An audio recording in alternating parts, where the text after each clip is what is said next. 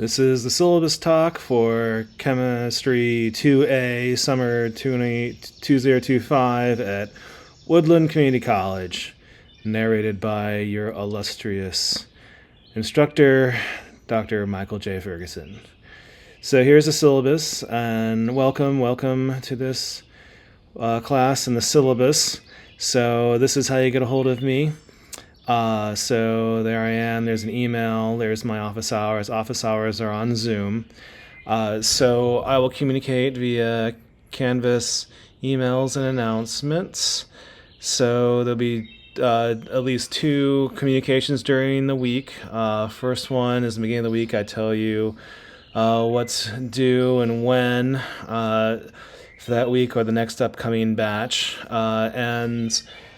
During the middle of the week, near the end, like around Thursday, I put out another email about what's a new interesting topic in science. It's usually something chemistry related. I mean, this is a chemistry class, surprise, surprise. But it's to give you an idea of what's going on in the world of chemistry, and chemistry is a very useful topic, and that's the reason why you're forced to take this class, is because it's very useful. And so I can show you how chemistry is being used as to solve problems and hopefully better the world. So here's the description of the class. So this is Intro Chem. So Chem 1A, Chem 1B, that's the general chemistry class. That's typically for pre-med, pre-pharm, science and engineering majors. This is Prep Chem. And this is either used to prep for Chem 1A, or it's also used typically as a requirement for other majors, specifically nursing. Nursing is very, very high in that. So it's a 5-unit class. The prerequisite is Math 101, 50 or equivalent. Here are the course objectives. Here are the student learning outcomes, or SLOs or SLOs. People have used all those to describe student learning outcomes. And the course content. So here we're going to go through, and these correspond very well to the chapters that are in the module of the course, of course. So this is a fully online class. It's asynchronous. So there are no set times for us to meet. I do have office hours, but you don't have to come to those. And that's only if you want to meet with me then. And you do need to check your email, and you have to the work is done in Mastering Chemistry and also Canvas. So here's the text, also already provided by the college is Labster simulation software, that we have a license for that. So here are your student expectations. Essentially, this class, there are 4 modules. There's many modules in that, but there's 4 chunks of things when things are due, and it's every 2 weeks basically. So the first one is on a Friday, June 20th. The second one, July 6th. That's a Sunday, just because the Friday is July 3rd, and I wanted to give you a little bit of a little bit of a break. I didn't want to ruin your July 4th by thinking I have to study chemistry, and if I don't, I'll feel guilty. I didn't want you to have to deal with that, so that's why, if you're under my logic, I'll push it back to July 6th. July 18th, that's a Friday. July 31st, that's a Thursday, but that's also the end of the course. There's a final exam, and that's also due on July 31st. So everything has to be done by July 31st. I'm very loosey-goosey when it comes to due dates. So, if you miss them, that's okay. And I don't take off. I know later in the syllabus it says, no late work will be accepted. That's not true. I always accept late work. Be sure to do the labs or simulations, though. We have a license that ends on July 31st, so I don't know if you can, the grades have to be in pretty soon after July 31st, but you might have to take it. It's going to be a lot harder to do these simulations if you don't get those done in time. That's for future. I with my uplifting video on Thursdays, you have to participate in a discussion with that. I'm not grading it though. So it's mandatory, but it's not graded because we have to have structured interactions, and that's the structured interactions, weekly interactions there for you. One discussion, so the course grades, one discussion. That's the meet and greet forum, and that's due in the beginning of the first week.